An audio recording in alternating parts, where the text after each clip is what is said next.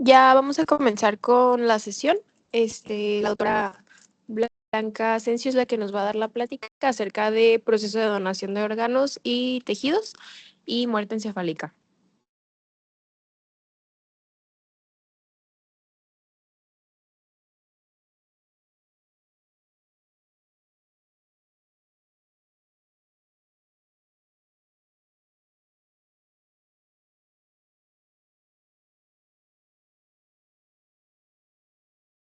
¿Qué tal a todos, chicos? Soy la doctora Blanca. Eh, ¿No está prendido? Creo que sí. ¿Sí? Ok.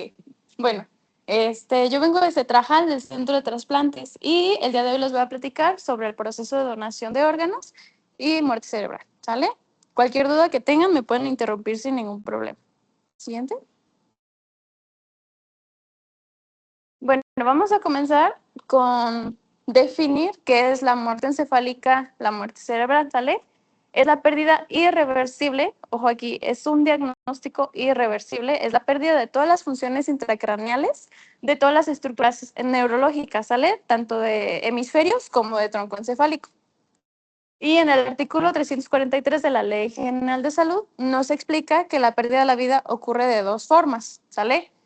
Primero con la muerte encefálica y la segunda es el paro cardíaco, ¿va? Siguiente. Los diagnósticos más comunes que normalmente pueden evolucionar a una muerte encefálica es el traumatismo craneoencefálico. Este tiene de un 40 a un 50% de probabilidad de evolucionar a una muerte cerebral. Y el segundo es el evento cerebral hemorrágico de un 30 a 35% de probabilidad. ¿En qué pacientes nosotros vamos a sospechar muerte cerebral? Primero que nada tenemos que checar sus antecedentes, ¿va? Si tienen algún traumatismo encefálico, algún EBC, ya sea hemorrágico o isquémico, encefalopatía hipóxico-isquémica, tumores intracraneales, ¿sale? En pacientes que tienen Glasgow de 3, a pesar de que están sin sedación, también nosotros podemos sospechar de una muerte cerebral. El Glasgow de 3, si recuerdan, pues apertura ocular no va a haber ninguna, respuesta verbal no va a haber ninguna y respuesta motriz tampoco. Ok, un poquito de la fisiopatología de la muerte encefálica, cómo es que se lleva este proceso. Primero que nada tenemos que tener una lesión estructural. Como ya les mencionaba, el traumatismo craneoencefálico, un tumor cerebral, todo esto nos va a dar una lesión estructural. ¿Y esto que nos va a ocasionar? Un edema global, ¿sabes? ¿Y esto que va a ocasionar? Un aumento de la presión intracraneal. Esto se nivela con la presión encefálica y por lo tanto hay un paro circulatorio. Y este paro circulatorio ocasiona una isquemia total del cerebro. ¿Y qué le pasa a cualquier órgano o tejido que le falta sangre y oxígeno? Se muere. Y es lo mismo que le pasa al cerebro, ¿sabes? Prerequisitos. Ok. Primero que nada tenemos que excluir la presencia de fármacos. ¿Sale? Para saber que el paciente no está bajo sedación o bajo alguna droga. Después tenemos que tener el paciente bajo una temperatura normal, mantener la presión normal. Y ya por último, vamos a comenzar a realizar el examen neurológico, ¿sale? Siguiente. Primero que nada, nos tenemos que cerciorar que el paciente está sin sedación, que está libre de sedación y de cualquier otro medicamento que lo pueda, pues, tener dormido, ¿sale? Aquí les puse algunos de los ejemplos de los fármacos que se utilizan para sedar a los pacientes. Midazolam, Propofol, fenobarbital, cualquiera de los que vienen ahí tienen pues diferentes vidas medias y lo que nosotros tenemos que contar son 2 vidas medias para asegurarnos que el fármaco pues ya no está en el paciente, ¿sale? Por ejemplo, el Propofol tiene vida media de 2.3 a 4.7 horas y esto lo vamos a multiplicar por 2. Lo podemos redondear en 5. Entonces, si 5 lo multiplicamos por 2, en 10 horas el paciente ya estaría libre de sedación y ya podríamos comenzar a hacer el examen neurológico. Siguiente. Primero que nada, lo que vamos a evaluar es el Glasgow. Va a ser un Glasgow de 3 y no va a haber ninguna apertura ocular, no va a haber respuesta verbal y no va a haber respuesta motriz. Siguiente. Ok, vamos a comenzar con los reflejos de tallo. Estos son el examen neurológico. Vamos a comenzar con el reflejo fotomotor. ¿Se acuerdan cómo se evalúa este reflejo? ¿Alguien que me pueda decir? ¿Te lo paso? Oh. Y le vamos a pedir a la persona que ponga como la mano encima de su nariz y vamos, con una luz pues vamos a usar un ojo y el reflejo tiene que ser igual del lado que no estamos alusando, y luego pues del otro lado. Ok, como dijo la doctora, básicamente es la respuesta a la luz de la córnea, ¿sale? ¿Y qué va a pasar cuando nosotros, pues irriguemos luz a los ojitos? Pues se van a hacer chiquitos, la pupila, ¿verdad? Y en un paciente con muerte cerebral, ¿qué va a pasar? Las pupilas van a estar dilatadas, como se ve en la imagen, y no va a haber ningún tipo de respuesta. ¿Va? Siguiente. Reflejo corneal. Este es básicamente el parpadeo involuntario. Como se ve en la imagen, vamos a, con una gasita, con algo, tocar el ojito del paciente y si hay algún tipo de parpadeo involuntario, quiere decir que está positivo, ¿sale? Pero nosotros en un paciente con muerte cerebral estamos buscando que esté negativo, o sea que no haya ningún tipo de respuesta. Siguiente. Reflejo mandibular. Como se ve en la imagen, nosotros vamos a colocar nuestros dedos en el mentón del paciente, vamos a percutir y si el mentón del paciente hace por cerrarse, quiere decir que está positivo. Pero en un paciente con muerte cerebral, esto no va a pasar, no va a haber ningún tipo de movimiento. ¿Sabes? Siguiente. Ok, el reflejo oculocefálico y oculovestibular. El oculocefálico es muy famoso porque se le llama también ojos de muñeca. No sé si les ha tocado ver muñecas ya antiguas que mueven la cabeza y también mueven los ojos del lado contrario. Es algo muy similar. Como se ve en la imagen, pues vamos a abrir los ojos del paciente y vamos a mover la cabeza del paciente hacia la derecha y hacia la izquierda. ¿Sabes? Y si este reflejo está presente, los ojos se van a mover al lado contrario. O sea, si nosotros movemos la cabeza al lado derecho, los ojos se van a mover hacia el lado izquierdo. Y eso quiere decir que está positivo, ¿sale? Y viceversa con los movimientos. Pero en un paciente con muerte encefálica, por más que nosotros movamos la cabeza del paciente, los ojos van a permanecer estáticos. El siguiente reflejo es el oculovestibular. Aquí nosotros también vamos a observar los ojitos del paciente, pero lo que vamos a hacer es irrigar el conducto auditivo. Por ejemplo, si nosotros irrigamos el conducto auditivo izquierdo, los ojos se van a mover hacia el lado que estamos irrigando, ¿sabes? Hacia el lado izquierdo. Y viceversa, si irrigamos el lado derecho, hacia el lado derecho. ¿Va? Siguiente. Ok, reflejo faríngeo y traqueal. El reflejo faríngeo es básicamente la respuesta nauseosa. La forma de explorarlo normalmente son pacientes intubados. Entonces, como ver nosotros un poquito el tubo, ya nos podemos dar cuenta si está presente o no. Y el siguiente reflejo es el reflejo traqueal. No sé si a alguno de ustedes les ha tocado aspirar a algún paciente intubado. ¿Qué es lo que ellos hacen cuando los aspiran?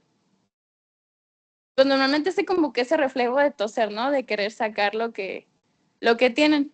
Entonces, un paciente con muerte encefálica, nosotros lo vamos a aspirar y el paciente ni va a chistar, no va a pasar nada, ¿sale? Va a estar como si nada hubiera pasado y no va a tener este reflejo presente. ¿Sabes? Siguiente. Ok, hasta aquí ya terminamos los reflejos. Todos los reflejos que les acabo de explicar, para que nosotros podamos sospechar que el paciente está en muerte encefálica, tienen que estar negativos, ¿sale? O sea, ausentes.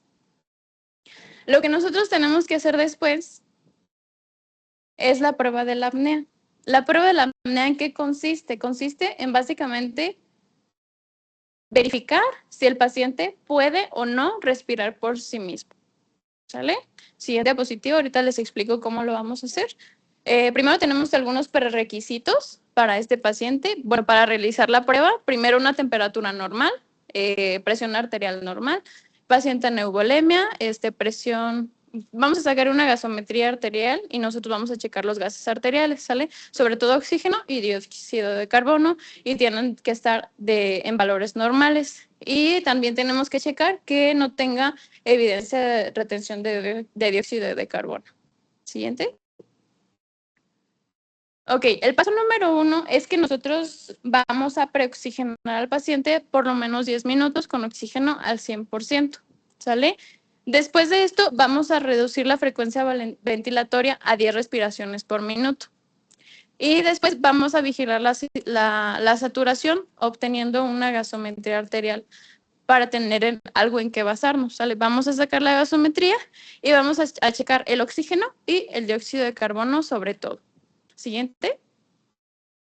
En el paso número 4 ya viene la apnea y aquí ¿qué vamos a hacer? Como tal, vamos a desconectar al paciente del ventilador. Y vamos a proporcionar oxígeno al 100%. ¿Esto cómo lo hacemos? Pues normalmente es con puntillas, cortamos el tubito de las puntillas y lo introducimos en el tubo del paciente. Aunque le estamos proporcionando oxígeno, no le estamos proporcionando esta presión que hace el ventilador para que pueda pues hacer este esfuerzo ventilatorio el paciente, ¿sale? Y lo que vamos a comenzar a hacer es checar los movimientos respiratorios. Normalmente de 8 a 10 minutos vamos a checar si el paciente hace algún tipo de esfuerzo por pues meter aire y tratar de respirar.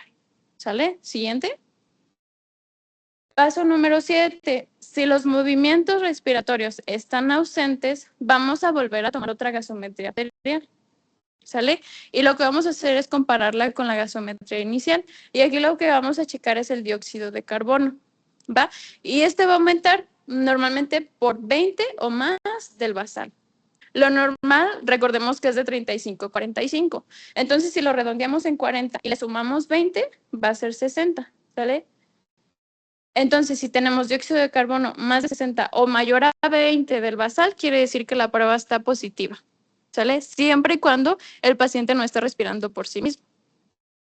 ¿Alguna duda hasta aquí? Ok, siguiente. Ok, hasta aquí nosotros ya hicimos un diagnóstico clínico de lo que es la muerte cerebral, ¿sale? En la Ley General de Salud, en el artículo 343, nos dice que la muerte encefálica se determina cuando se verifican los siguientes signos clínicos. Número 1, ausencia completa y permanente de conciencia. ¿Esto con qué lo evaluamos? Con el Glasgow, ¿sabes? El siguiente, ausencia permanente de respiración espontánea. La prueba de la apnea, lo que les acabo de explicar. Y ausencia de los reflejos de tallo cerebral, lo que checamos anteriormente, ¿sale? Entonces, con estos 3 pasos, nosotros estamos frente a un diagnóstico clínico de una muerte cerebral. Pero de todas formas, este diagnóstico clínico se tiene que confirmar mediante estudios de imagen, ¿sale? Se los voy a explicar más adelante. Siguiente. El diagnóstico en pediatría. Los criterios en pediatría es lo mismo, pero tenemos que hacer 2 evaluaciones por 2 médicos diferentes por horarios distintos. ¿Sale? O sea, 2 evaluaciones por médicos diferentes. En neonatos de 37 semanas de gestación a 30 días, estas 2 evaluaciones tienen que tener una separación de 24 horas. Y en lactantes y niños, esta evaluación tiene que tener una separación de 12 horas. Es la única diferencia, pues, que tienen que ser 2 evaluaciones por médicos diferentes en lapsos de periodo diferentes. ¿Sabes? Siguiente.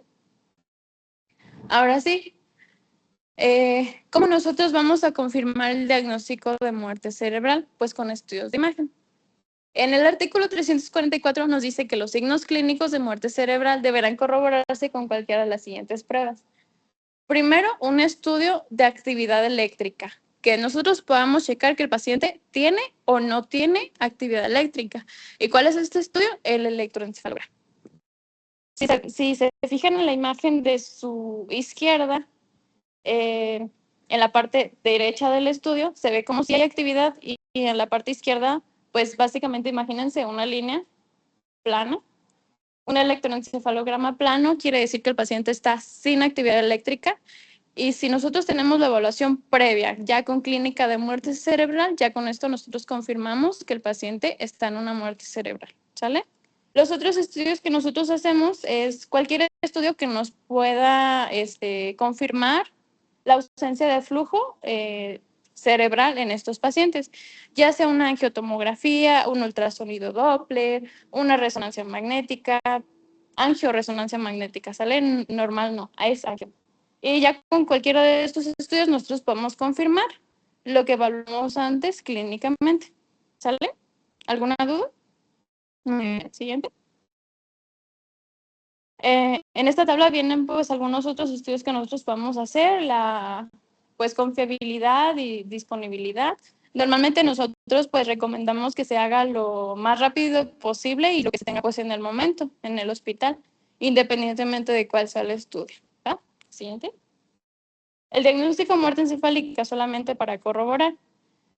Son pacientes con Glasgow de 3 sin sedación, examen neurológico con ausencia de reflejos de tallo, prueba de apnea negativa y además tenemos que confirmar la ausencia de flujo o de actividad eléctrica con estudio de imagen. Y hasta aquí ya sería el diagnóstico de muerte cerebral. Fácil, ¿no? Siguiente. Hasta aquí ya terminamos con el tema de muerte cerebral. No sé si tengan alguna duda sobre cómo se diagnostica un paciente con muerte cerebral. Ok. El siguiente tema va a ser el proceso de donación, que también se le llama procuración, pero esto más que nada al acto quirúrgico, al acto de extraer los órganos del paciente donador. Siguiente. Ok, donación cadavérica. ¿Qué es la donación de órganos y tejidos? Pues es básicamente un acto altruista en el que una persona al fallecer decide donar sus órganos y tejidos a otra persona que lo necesita. ¿Sale? Y esto es normalmente mediante los familiares, porque ellos son los que nos dan el permiso a nosotros como coordinadores para poder llevar este proceso. Siguiente. ¿Qué nosotros podemos donar al momento de la muerte? Como les mencionaba al principio, hay 2 formas de morir. ¿Sale? Y pues es dependiendo de la forma de morir del paciente, si va a poder donar órganos o no. Por ejemplo, un paciente con muerte cerebral se considera un donador multiorgánico, porque ellos pueden donar tanto órganos como tejidos, por obvias razones, porque su corazón sigue latiendo, está respirando bajo ventilación mecánica de manera artificial, entonces pues este aporte sanguíneo y oxígeno sigue pues hacia todos los órganos, ¿sale? Todavía. Y comparándolo con el paro cardíaco, pues aquí ya no hay este tipo de circulación a los órganos. Es por eso que los pacientes con paro cardíaco no pueden donar sus órganos, ¿sale? Lo que ellos pueden donar, pacientes con muerte encefálica que se consideran como donadores multiorgánicos, pueden donar corazón, hígado, riñones, pulmones, páncreas, intestino, extremidades, incluso útero, ¿sale? Y tejidos, córneas, hueso, piel y válvulas cardíacas. Por otro lado, los pacientes con paro cardíaco solamente van a poder donar tejidos. ¿Va? Siguiente. Ok, normalmente la donación se divide en 5 pasos, pero a mí me gusta agregar el paso número 6, que ya es como tal el trasplante, cuando el órgano tejido ya llega a su receptor. Primero, se los voy a ir explicando uno por uno. Primero es la detección del donante, después la valoración médica, después viene la certificación de la muerte. Paso número 4, el consentimiento familiar. Número 5, la obtención de órganos y tejidos, que también es la procuración. Y por último, el trasplante. Paso número 1, la detección del potencial donante. No se ve muy bien en la imagen, pero es una bitácora de seguimiento de todos los pacientes que pues nosotros vemos en nuestro pase de visita. ¿Quién hace ese trabajo? El coordinador hospitalario. Todos los hospitales que tienen permiso de donación tienen un coordinador hospitalario, que son los que se encargan de buscar a estos pacientes potenciales donadores. Ellos normalmente hacen un pase de visita por las áreas de urgencias, de terapia intensiva, de neurología, pero básicamente en todo el hospital, pues, para buscar a todos estos pacientes potenciales donadores. Y en lo que nosotros nos basamos es en el Glasgow, normalmente pacientes con menos de 7, o sea, pacientes bajo ventilación mecánica, son los que nosotros pues agregamos a nuestro censo para checar la evolución de cada uno de estos pacientes. Siguiente. Potencial donante. ¿Qué es un potencial donante? Ya que nosotros, como coordinadores, detectamos a un paciente neurocrítico que probablemente pueda evolucionar a una muerte cerebral o que ya tenga más o menos la clínica de muerte cerebral, nosotros tenemos que poner como más foco en esos pacientes, ¿sale? Y tenemos que comenzar a hacer una evaluación de estos pacientes para ver si realmente son candidatos a donación o no, porque no todos son candidatos. Primero que nada, tenemos que checar la historia clínica, después hacer una exploración física, hacer exámenes de laboratorio, serologías y estudios complementarios. ¿Sabes? ¿Siente? Estudios de laboratorio. Yo sé que son bastantes, pero si se dan cuenta, son estudios que nos ayudan a checar cómo está cada órgano y tejido del cuerpo humano. ¿Verdad? biometría hemática, perfil hepático, perfil lipídico, pancreático, química sanguínea, electrolitos séricos, enzimas cardíacas, tiempos de coagulación, examen general de orina, serologías para VIH, virus de hepatitis C, de hepatitis B, sífilis y cultivos en dado caso de que se sospeche que el paciente esté infectado. Pero si se dan cuenta, son pues básicos. Muchas de las veces los pacientes ya van a tener la mayoría de estos estudios, entonces solamente nos faltaría complementar con algunos, dependiendo de lo que estemos evaluando para ver si puede ser candidato o no para donación. No sé si le quieren tomar una foto de esta diapositiva para cuando se presente algún paciente que tenga probable muerte cerebral, pues ya saben qué estudios son los que nosotros necesitamos, ¿sale? Para que se pueda ir como agilizando todo este proceso. Siguiente. Criterios de exclusión o contraindicaciones. Primero que nada, el desconocimiento de la causa de la muerte. Si nosotros no sabemos por qué el paciente falleció, se considera una contraindicación absoluta. ¿Sale? Si el paciente tiene VIH, aquí voy a hacer un paréntesis. Un paciente con VIH positivo puede ser donador, siempre y cuando el receptor también sea VIH positivo. Es la única forma que se puede, ¿sale? Nunca de los nunca se va a trasplantar un órgano VIH positivo a un paciente que no tiene esta infección, ¿sale? Ser trasplantado es algo completamente seguro. ¿Por qué? Porque realmente hacemos una evaluación muy minuciosa de todos estos pacientes, entonces por eso no tengan ningún pendiente. Pero sí, si en dado caso se llegara a presentar un paciente VIH positivo que pudiera ser donador y el receptor también es VIH positivo, pues ahí no hay ningún problema. ¿Ah? En el caso de hepatitis B, contraindicación absoluta, eso no se puede. Hepatitis C, ahí sí se puede siempre y cuando el receptor lo acepte. ¿Por qué? Porque ya hay tratamiento para la hepatitis C. Entonces, se comunica el estado del donador con los receptores y ya ellos son los que deciden si aceptan el órgano o no. ¿Sale? Y esto se hace solamente porque el virus de hepatitis C se puede curar.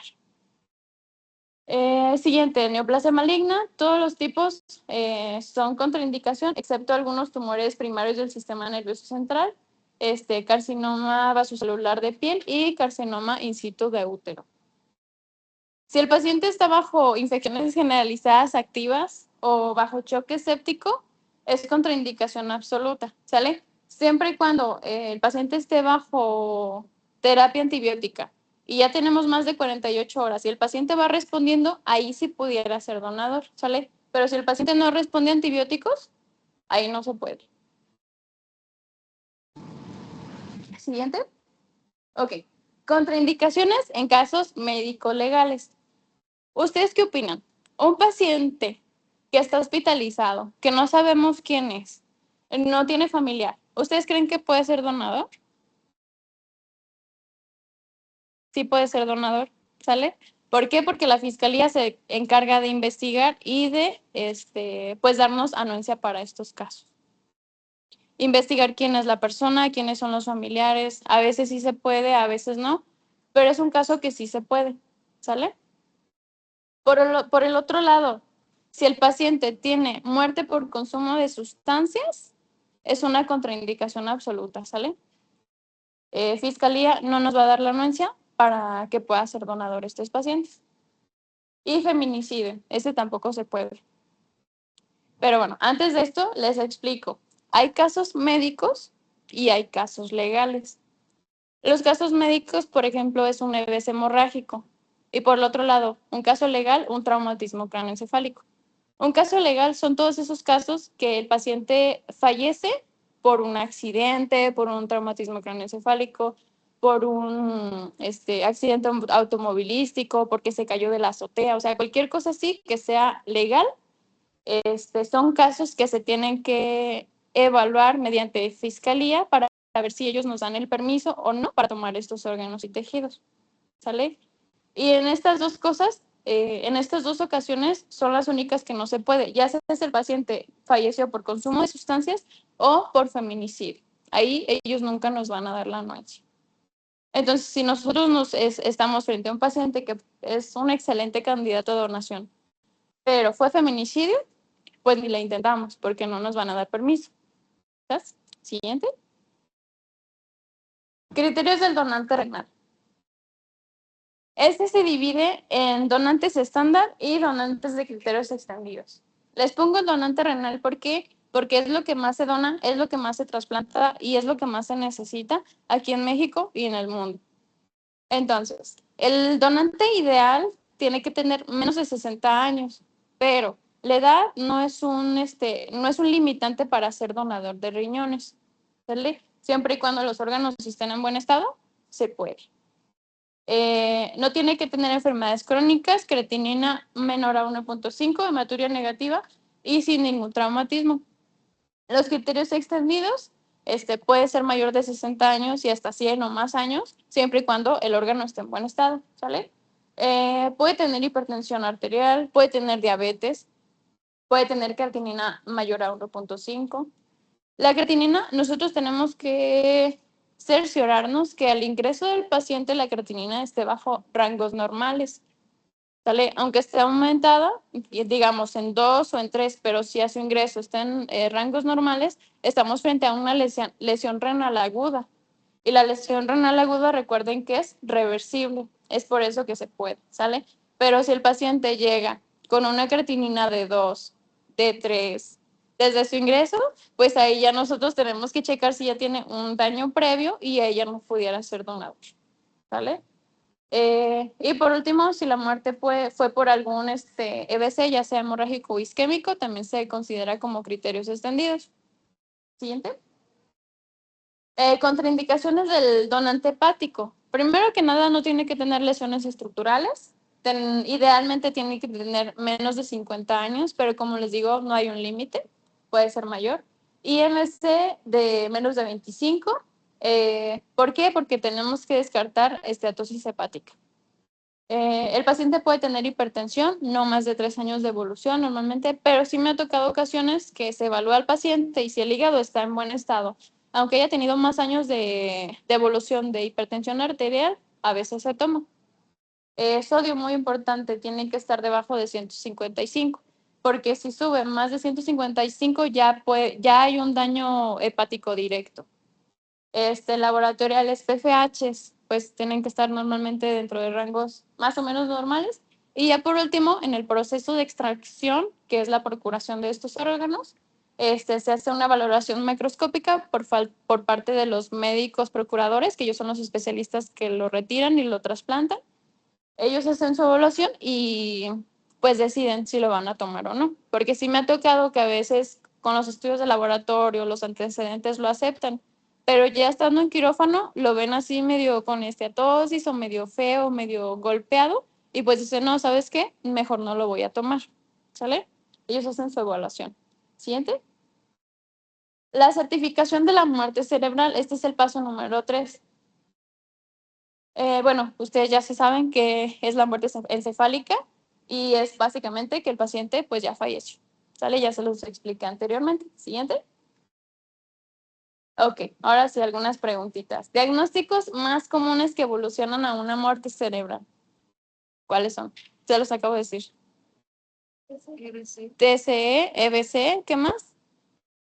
Esos, ¿verdad? El primero es el traumatismo craneoencefálico. Siguiente. Que de un 30, 45, más de 40, 50% pudieran evolucionar a una muerte encefálica. Y el EBC, principalmente el hemorragia. Muy bien. Siguiente. Pruebas confirmatorias. ¿Con qué estudios nosotros podemos confirmar que el paciente está en una muerte cerebral? Muy bien. Angiotac, electroencefalograma, angioresonancia, ultrasonido Doppler. Cualquier estudio que nosotros vamos a corroborar que el paciente tiene flujo cerebral o tiene actividad eléctrica, ese nos sirve. ¿Vale? Ok, diagnóstico de muerte encefálica y su respectiva certificación deberán ser realizados por un médico que cuente con especialidad, preferentemente de neurología, neurocirugía, medicina interna, medicina intensiva o medicina de urgencias. ¿Sale? Un paciente con muerte encefálica se va a firmar un documento que es el dictamen de pérdida de la vida, dictamen de muerte cerebral. Siguiente, por favor. Es este documento que está a su derecha, se llama Dictamen Médico de Muerte Encefálica. no es necesario que sepan cómo se llena, pero quiero que sepan que existe, ¿sale? Los datos que vienen son básicamente los datos del médico que certifica la muerte cerebral y los datos del paciente que falleció, ¿sale? Algo muy importante, la fecha y hora del fallecimiento coincide con la finalización del estudio. Por ejemplo, si hoy a las 2 de la tarde se realizó la angiotomografía del paciente y se confirmó la muerte cerebral porque no tenía flujos, hoy a las 2 de la tarde se declara el fallecimiento del paciente. ¿Sale? Y esa es la fecha y hora en que se va a declarar el certificado de defunción de este paciente. Siguiente. Ok, paso número 4. Este yo considero que es el paso más difícil, es el paso crítico en el que avanzamos o ahí nos quedamos. ¿Por qué? Porque si no tenemos el permiso de la familia, no se va a poder llevar a cabo la donación. ¿Sale? ¿Quién hace esto? El coordinador hospitalario. Es el que se encarga de acercarse a la familia y de, pues, presentarles a la familia esta posibilidad de que su familiar se pueda convertir en donador. ¿Sale? Primero que nada, pues vamos a hacer un establecimiento de ayuda con estas personas. Vamos a preguntarles si hay alguna duda del diagnóstico, si tienen la necesidad de ver a su familiar, o sea, cualquier cosa que ellos nos quieran platicar, adelante. Y ya en el momento pertinente que ellos nos pregunten, ¿y qué sigue, doctor? Mi familiar ya falleció, entonces, ¿ahora qué hacemos? Nosotros normalmente en ese momento, pues les planteamos la posibilidad de que su familiar pueda ser donador. Muchas veces aceptan, muchas veces no. Ya será depende de, pues de lo que haya platicado o no la persona, los familiares sobre el tema de donación. Para nosotros como coordinadores es muy importante preguntar a la familia si sabían lo que quería su familiar, porque a veces son temas que sí se tocan en familia, pero hay veces que no. Dicen, no, pues es que yo no sabía si él quería donar o no. Y ahí toda la responsabilidad de la decisión recae en los familiares. Pero muchas veces quizá lo hablaron previamente y decían, ah, no, ¿sabe qué, doctora? Mi mamá sí quería ser donadora, entonces adelante, hay que llevar a cabo la donación. O ¿sabe qué, doctora? Mi mamá me dijo que ella no quería ser donadora. Entonces lo que nosotros hacemos es respetar la voluntad, sobre todo del donador. Entonces, por más que nosotros queramos que haya una donación, si sabemos que el donador no quería donar, pues vamos a tratar de respetar esa decisión. Pero si no sabemos lo que quería el donador, pues ya ahí la información y la decisión recae sobre la familia, que ojalá que el donador sí quisiera donar, ¿sale? Siguiente. El consentimiento tácito, ¿qué consiste? En que nosotros ya fallecimos, o sea, ya no podemos decidir sobre nosotros mismos. Entonces, esta responsabilidad recae sobre nuestros familiares. Es por eso que se considera como donación o consentimiento tácito, porque la familia decide sobre nosotros. Siguiente. Ok, hay otro documento que se llama consentimiento para la donación. Este lo firma pues los familiares cuando ya han decidido que quieren ser donadores. Y vienen básicamente los datos del donador, del familiar que nos está dando el consentimiento y de dos testigos. El nombre, dónde vive, teléfono, cosas que normalmente vienen en la INE. ¿Sale? Y nosotros lo vamos a integrar con otros documentos, con identificaciones oficiales, con actas de nacimiento, con actas de matrimonio para verificar si realmente es la esposa, si realmente es el hijo, y todo esto pues para evitar conflictos legales y que nuestro expediente esté completo. Siguiente. Aquí es un videíto de un pasillo de honor. Esta fue una donación en el hospital Soquipan. A todos los pacientes donadores normalmente les hacemos este pasillo con personal médico, con enfermería y familiares. Es un pasillo de aplausos en agradecimiento a estas familias donadoras y a los donadores, porque salvan vidas y mejoran la calidad de vida de muchas personas. Siguiente. Ok, ya casi vamos a terminar. Paso número 5. Este ya es como tal la procuración, el acto quirúrgico, ¿sale? Ya es la obtención de los órganos y tejidos. Cada órgano y tejido tiene su tiempo de isquemia, ¿sale? ¿Eso qué quiere decir? Que tenemos cierto tiempo desde que el órgano es tomado del paciente donador hasta que es trasplantado. Lo primero que se toma son los órganos, ¿sale? Son los que están en verde. Pulmones y corazón tienen de 4 a 6 horas para ya estar trasplantados. O sea, desde que se retira el paciente donador, tienen máximo 6 horas para ya tener de nuevo irrigación por parte del receptor. ¿Sabes? Hígado son 8 horas, páncreas 12 horas y los riñones son los más nobles porque esos pueden durar hasta 24 horas. Por el otro lado, los tejidos están en azul. ¿Por qué? Porque esos se toman después de la asistolia del paciente. ¿Sale? Las córneas las podemos tomar de 6 a 8 horas después de que el paciente hizo asistolia. Válvulas cardíacas de 8 a 12 horas, piel de 8 a 12 horas y hueso de 6 a 8 horas. Aquí también les quiero comentar que un paciente donador de órganos tiene que ingresar a quirófano con corazón latiendo. Y ya entrando a quirófano es cuando los médicos empiezan a retirar los órganos, es cuando se comienza a hacer la asistolia del paciente. ¿Estás? Siguiente. La distribución de los órganos y tejidos. Si en el hospital donador se tiene permiso de trasplante y además hay receptores para estos órganos, los pacientes que están en ese hospital donador se toman como prioridad, ¿vale? Pero si no, cada hospital tiene su ruta de distribución. Si no es en el hospital, es a nivel Jalisco, y si no es a nivel Jalisco, es a nivel México. Hay algo que se llama urgencia cero de trasplante para corazón o para hígado. Y estos pacientes se toman como prioridad a nivel nacional, ¿sale? Entonces, si nosotros tenemos un donador aquí en Jalisco y en la Ciudad de México sale una urgencia para trasplante de hígado, por ejemplo, ese hígado, si es compatible con el receptor que está en la Ciudad de México, se va directo y sin escalas hacia ese paciente, ¿sale? ¿Por qué? Porque ese paciente está en riesgo de perder la vida si no se trasplante. Siguiente. El traslado de estos órganos. Nosotros utilizamos un documento que se llama Recibo de Entrega y Recepción de Órganos y Tejidos. Este documento es básicamente para que nosotros tengamos una manera de comprobar cuál es el hospital donador, cuál es el hospital donde se va a trasplantar este órgano, quién es la persona que se lo está llevando y qué órgano se está llevando, para llevar toda esta trazabilidad de a dónde y quién se está llevando cada órgano y tejido. Y todo esto se anexa al expediente de donación. ¿Hasta aquí alguna duda? Ok.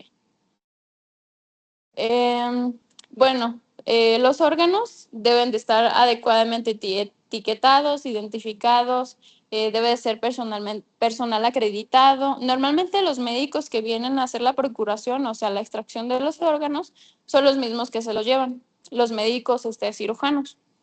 Y pues ellos son los que nos firman este recibo de entrega. Y pues se los llevan en hieleras con medio de preservación que normalmente es custodial. ¿Sale? Siguiente. Ya por último, el trasplante, a mí me gusta agregarlo como último paso y comentarles que un donador multiorgánico puede beneficiar a más de 100 personas, una sola persona. Entonces, pues queremos incentivar a que haya más donaciones y menos desconocimiento de este tema de la donación. Siguiente. Papel de los médicos tratantes. Muy, muy, muy importante. ¿Por qué? Porque ustedes como médicos tratantes, como personal de salud, nos ayudan muchísimo con la detección de estos pacientes. ¿Sale? Y ya han dado caso que se presente algún paciente con probable diagnóstico de muerte cerebral. Ya con el diagnóstico establecido, ya sabemos a quién llamarle, a quién avisarle. ¿Sale? ¿Y a quién le vamos a avisar? Al coordinador hospitalario. Tenemos que ayudar al pronto diagnóstico de la muerte cerebral, así como los estudios para evaluar estos potenciales donadores, porque pues estamos contrarreloj con estos pacientes porque estamos frente a un cadáver, Entonces, pues su corazón se puede parar en cualquier momento y si el corazón para, ya no va a poder ser donador de órganos, ¿sale? Solamente tejidos. Muy importante, no hay que hablar de donación con los familiares, porque muchas veces ni siquiera se les ha dado el diagnóstico de la muerte cerebral y ya se les está hablando de donación, ya se les está pidiendo los órganos de su familiar. Entonces, imagínense el problemón que es llegar con alguien y decirle, oye, ¿por qué no donas los órganos de tu familiar? Y dice, oye, pero si ni siquiera me has dado informes, no sé qué tiene mi familiar, no sé, no me han dado informes de mi paciente.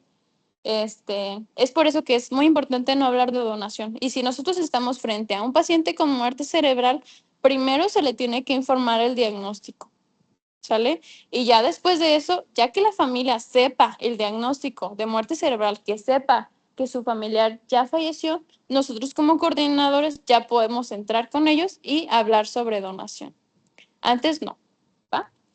Y por último, mantenimiento del potencial donante, muy importante para que estos órganos y tejidos pues se mantengan en el mejor estado posible. Siguiente. Bueno, ya es todo por mi parte. No sé si aquí en el salón tengan alguna duda. Ahorita checamos en la clase virtual. ¿Ninguna? Ya saben entonces diagnosticar a un paciente con muerte cerebral. ¿Sí? Excelente. Muy bien. ¿En la clase virtual hay alguna duda? ¿No? Ok. Bueno, pues esto sería todo por mi parte y pues muchas gracias por su atención.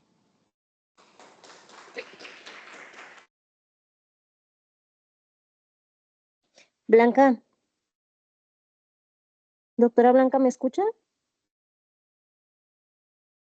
No.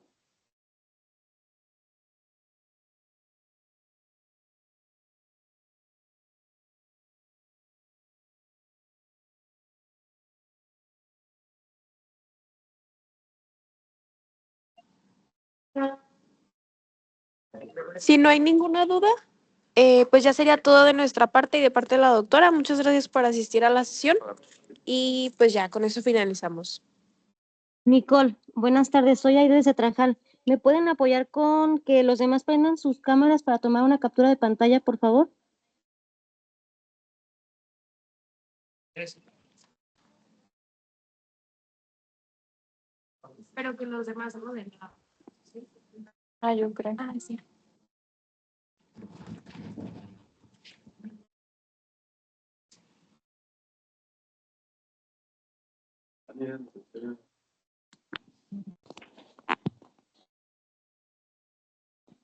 No me deja verlos a todos.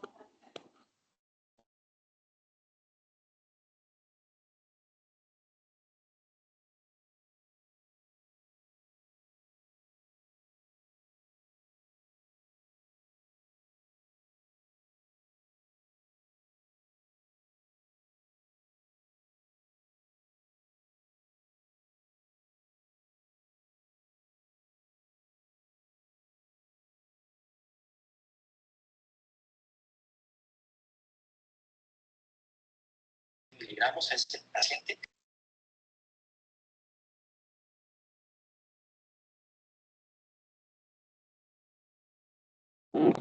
Muchas gracias, felicidades, doctora Blanca. Thank you. Buen día. Gracias, buen día.